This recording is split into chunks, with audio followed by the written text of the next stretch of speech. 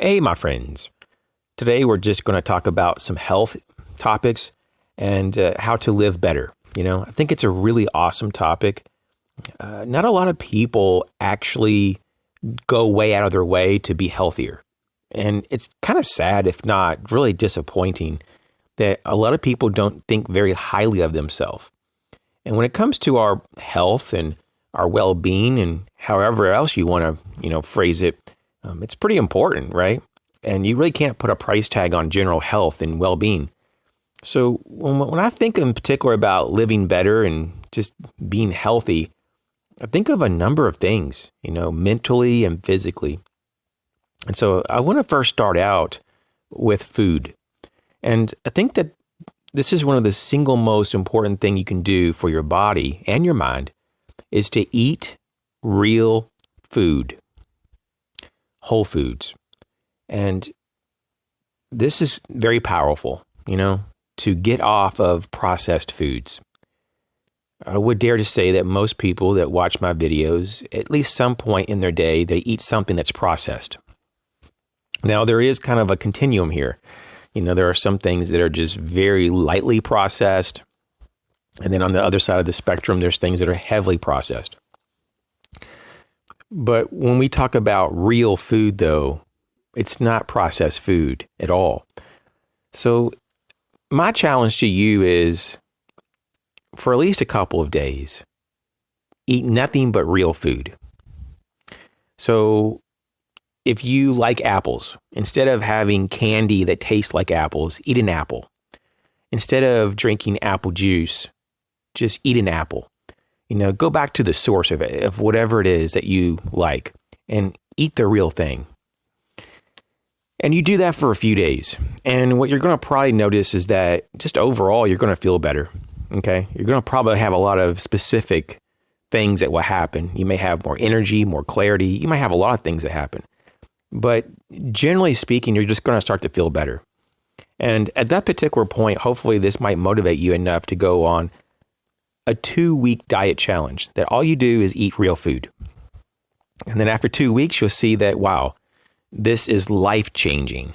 And you kind of wonder why more people don't do this, but it's not a very popular thing, you see, because people like to eat out. People like to buy processed foods because they taste good. And it's really quick too, Just throw something in the oven for 10, 20 minutes and it's done. And you got this big meal. Once again, it tastes good. It looks good. It's affordable and all this. But eating real food can also taste good if you get your taste buds used to it. It can be affordable, right? If you just know where to shop. And overall, though, it's not very time consuming, to eat and prepare real food. So that's what I first would encourage you is to understand, what real food can do for you and how beneficial it is. Another thing, though, that I think about when I think about living better is getting adequate sleep. The quality of sleep is important, not just the longevity of the sleep. And a lot of people are not getting enough good sleep and they're sleep deprived. And, there's a lot of studies about this, especially here in America. There's a very large number of people who are sleep deprived. This is very bad for us long term, but even in the short term, it has effect. And so it can really diminish our ability to problem solve and just think in general, much less it can reduce our ability to fight off viruses and disease states. So just try your very best to get enough sleep. Another thing to consider is to get enough movement. Everybody's obsessed with exercise and all this, but a lot of times they don't really do it.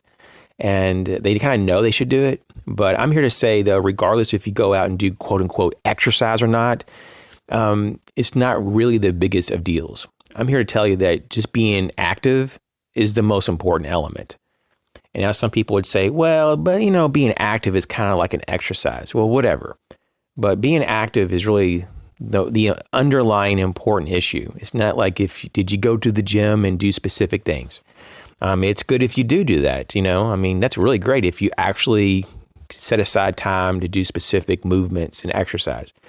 But if you're just moving around and doing things, doing yard work or, you know, whatever it is, maybe you're really active at work, you know, maybe that is really good, you know, long term. So, you know, just be in movement and don't just sit a lot. Another thing that I've noticed that really is amazing for the mind and body, in particular, to help ward against anxiety, depression, and all these things, you know, these kind of mental states, is social interaction. But you can have social interaction with the wrong people, though. So don't just be open to having deep conversations, if that's even possible with certain people, but to spend a lot of times with people that don't even want to be around you, or they're not good for you, you know. So be selective, but at least try to have some people in your life. Some people, they don't have an issue with this at all. It's very easy for them to have a bunch of friends and, you know, they're very social. And then there's other people, it's a much more of a challenge. Some people are much more introverted than others. And it's not that they don't like people. It's just that people kind of wear them out. So if you're one of those kind of people, just know that it's okay, you know, to take a break from people for a while, you know, recharge your battery and then get back out there. Okay, so social interaction is good. Another thing is to have a routine. You know, sometimes our lives are kind of complex, you know, and it's not like you can really do the same thing every day or even every week. So this is when it's good to have a schedule, at least, so that you can kind of have at least some kind of way to, you know, prepare for the next few hours, the next few days, whatever it may be. But have a routine, have a schedule when possible. And, you know, this kind of leads into having purpose and meaning. And this is like something that really doesn't get talked enough about. You know, purpose and meaning in someone's life is just tremendous. You know, I mean, it could be the motivator to get out of bed in the morning. It's something that's magnificent and it's larger than yourself. And you know what? This comes from purpose and meaning. It comes from responsibility. And so there's a lot of people that fight all their life to not have any responsibility, but then they're the same people who are always searching for purpose and meaning. Or these are the same people that seem empty and they don't know what they're doing. They don't have a direction. They're just lost.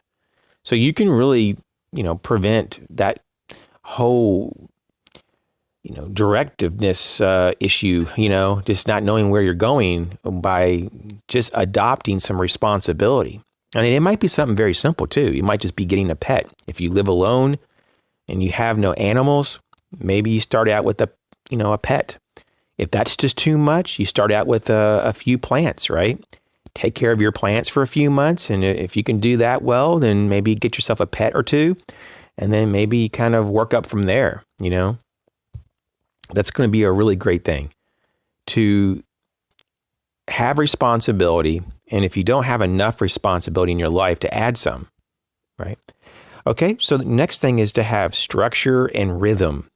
So if you got this responsibility and you're going to need some kind of consistency, right? This is where the structure comes in. And this consistency should be rhythmic. You should be in the state of flow, you know, when a lot of this goes on. And it's much more enjoyable, and you operate at a higher state when you're in rhythm and flow. Balance. You know, this is such a word that is just generically thrown around anymore. But balance, though, incorporates the various aspects of who we are. Our mental states, our spiritual, level, spiritualness, if you will, our physical body, I mean, it's just all encompassing, mind, spirit, body. And these things together work, to a single purpose. And, you can't just ignore your body because you have this tough problem in your head that you're trying to solve. Take care of your body, and your body will help your mind figure out how to deal or solve a problem. And this is what is so shocking, that people think that everything is in neat, tidy little boxes and everything is compartmentalized from each other. And it's just totally not that way. Most of the time, things are enmeshed with other things, and things are very complex. And, there are certainly people who think everything is either black or white, when pretty much I would say the vast majority of life and everything in it, including thoughts and problems, are more gray. There's just a mix of a lot of things. And, when people talk about life is complicated and life is difficult, it surely is. Life is full of suffering. And it also can be full of joy and happiness. And even more so that, I think is even more important, going back to what we talked about a moment ago, is having responsibility. Responsibility, which leads to that purpose and meaning, is going to supersede any kind of happiness or the fleeting moment of joy, even though they're great to have. I'm all about being happy and joyful, but they're not always going to be around, right? Because there's going to be a lot of suffering. And that's just the nature of the world. And this is where having that purpose and meaning from responsibility is going to really carry you through the difficult days. Let's talk about some of the craziness, though. Talking about negative stuff, let's talk about that. The crazy stuff that goes on in this world, it still surprises me every day. The news is typically very negative, or there's a lot of shock value to it. It's done on purpose that way. And so don't just think that, everything is falling apart every day of my life because the news says it does. It is. And it's not typically. It's just how it's written. And yes, there are some really bad things that go on, but you cannot solely exist in the external world. There's a point that you're going to have to live part of your life internally. And that's where some of the balance is going to have to come from, right? So I would really severely limit how much news you intake and how much negativity that you expose yourself to. Because it can greatly influence your perception of the world and yourself. And it can be very bad for those around you and, of course, for your future. Inner peace. This is something that it's just a tremendous subject. And there are so many aspects to inner peace. And what I've kind of noticed is that inner peace is this place that we all have. It's a beautiful place, but it's a state of mind. And it may even be a lot more than that. That's just kind of oversimplifying it. But it's a place that we can go, but most of the time we don't choose to go because we're not in that state to connect to that inner peace. And so that's something that I think that it could really benefit a lot of us, is to stay more in that state so we can access the inner peace. What about morals? I think it's really important to have morals. If you don't have morals, then you don't really have any morale, right? I mean, they kind of go hand in hand. And knowing that you're doing the right thing, and knowing that at least you stand for something, man, there are times it's okay to be neutral on certain topics and just in life in general. Sometimes that's part of wisdom, is just to kind of back off and not get involved. But then there are sometimes that you should get involved. Sometimes you do need to take a side and make a choice. And your morals really help to guide you. So be very mindful of what you believe to be important, what you believe to be true, what you believe to be correct. That is tremendous, because it can shape and it can direct you to future places. And it could be for the good or bad, depending on what you believe and what you trust. That's the next thing we're going to talk about, is trust here. It's a big topic as well. I mean, trust is something that typically should be earned, right? It should be earned. And there should be a history that precedes the moment before you trust. Now, there are sometimes you just get that feeling that you can trust someone or something, or you just kind of feel like everything's okay. Sometimes it works out, sometimes it doesn't. But trust is an element, in the very minimum that we should have, at least for ourselves. We should be able to trust ourselves. And this is something that I think a lot of people lack. A lot of people don't know if they really can trust themselves. They don't really know themselves enough to trust themselves. So I think that we can start this part by getting to know ourselves better. And from there, I think we can kind of build the confidence that we can do what we think we can do, and we can carry through on our word. Let's now continue on to peace of mind.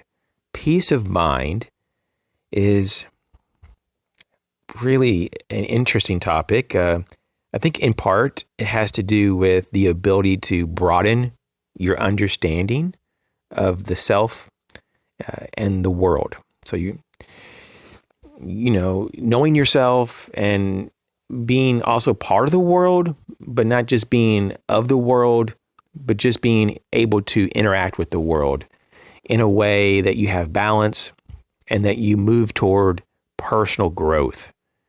So peace of mind is a settledness, but it's alive. It's this energy though that is moving in the right direction. Because you're not going to have peace if you're stuck. You're not going to have peace of mind if you live in the past or going backwards. But you do have peace of mind when you're growing and when you're advancing. I think that's really important to know where you're going and what is going on with yourself, and what is taking place in your life. And if it's for the best, you'll kind of know it because you'll be peaceful, or you'll be a lot more apt to connect with your inner peace. And that's going to be really impactful, because a lot more of who you are and what you can contribute can come about in that state than if you are in a state of chaos. Lastly, though, let's just touch briefly on wisdom. You hear a lot of times, think before you speak, or think before you do something. There's all kinds of different ways of looking at wisdom. But wisdom really is the capability to take things that you know and apply them in practical ways, right? So you can know things and you can actually learn things, but it's just what that is. You just know of things. And so it's great that you've increased your knowledge base, but wisdom is how you apply. It's the application of things. It's how you apply these things in the real world. And even more so than that, it's what you can derive from the meaning of what you have learned. And wisdom can really open up insights and allow you to explore them deeply and make more connections with your other aspects of life. And wisdom is just a beautiful phenomenon that truly makes humans very special. Besides our ability to be aware and conscious of the world in the way that we can be, which does appear to be a bit different than any other creature on the earth, humans are able to make these connections and to extrapolate and to bridge knowledge into functional concepts and themes and thoughts, and to materialize these things over time through action. So it's a beautiful thing to take part of. So these are some things that I think of that we should probably focus on a little more, to be more cognizant of, and to take seriously, when we're striving to live better. So I hope this was okay for you, and you maybe have got a few things from this. I appreciate your time. Thanks for all the support over the last few years. You guys take care. We'll catch you later.